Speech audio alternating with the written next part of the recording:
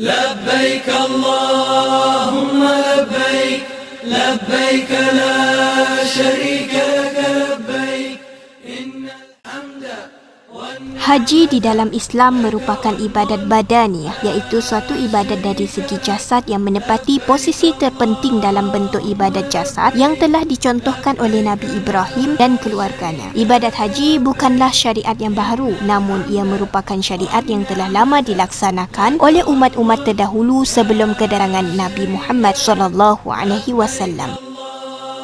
Kewajipan menunaikan ibadat haji dalam syariat Islam pada dasarnya merupakan kewajipan individu. Namun pelaksanaannya merupakan sebahagian daripada tugas dan tanggungjawab penguasa dan pemerintah. Pemerintah bertanggungjawab dalam mengatur pelaksanaan haji agar dapat berjalan dengan baik dan tertib. Tanpa usaha tersebut, pemerintah boleh dianggap sebagai tidak bertanggungjawab di dalam pemerintahannya kerana ia telah mengabaikan urusan umat Islam.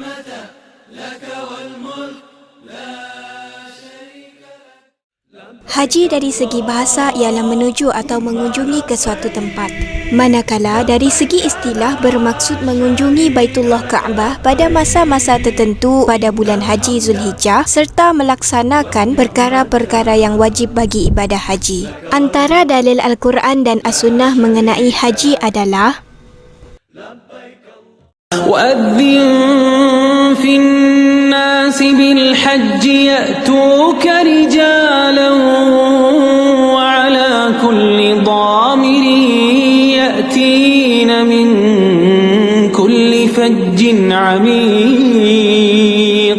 Dalam ibadat haji dan umrah terdapat rukun-rukun. Rukun haji yang pertama niat ihram, iaitu mengenakan pakaian ihram dengan niat naik haji di miqat. Kedua, wukuf di Arafah, iaitu berada di padang Arafah walaupun sekejap di antara gelincir matahari 9 Zulhijjah hingga terbit fajar 10 Zulhijjah. Ketiga, tawaf, iaitu mengelilingi Kaabah sebanyak 7 kali. Keempat, sa'i, iaitu lari-lari kecil antara Safa ke Marwah. Kelima, tahallul, iaitu bercukur atau menggunting rambut. Dan yang keenam, tertib. Begitu juga dengan rukun umrah. Namun, rukun umrah tiada wukuf di Arafah. لبيك اللهم لبيك لبيك لا Dari segi bahasa bermaksud mengalir atau banjir. Dari segi istilah syara ialah darah tabi'i yang keluar daripada pangkal rahim perempuan ketika badannya sihat dalam tempoh tertentu.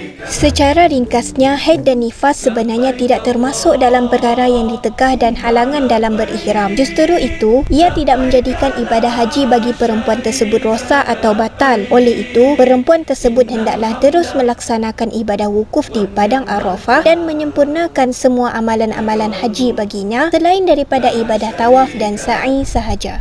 Hal ini kerana ibadah sa'i tidak dilakukan kecuali selepas daripada selesai melaksanakan tawaf. Manakala ibadah tawaf pula, syarat baginya adalah perlu suci daripada hadas kecil dan besar. Oleh itu, apabila perempuan tersebut telah suci daripada haid dan nifas, maka dia hendaklah mandi wajib, dan apabila telah selesai mandi wajib, maka dia perlulah menyempurnakan ibadah tawaf dan sa'i yang dia tangguhkan sebelum itu. Walau bagaimanapun, jika sekiranya sucinya itu datang lewat dan dalam masa yang sama jika dia menunggu sehingga suci akan menyebabkan dia terlepas rombongan pulang atau tiket penerbangannya, maka dibolehkan baginya untuk melakukan ibadah tawaf dan sa'i. Maka dalam keadaan demikian, dia dikenakan dam, yakni denda seekor unta, dengan mengambil pandangan para ulama mazhab Hanafi.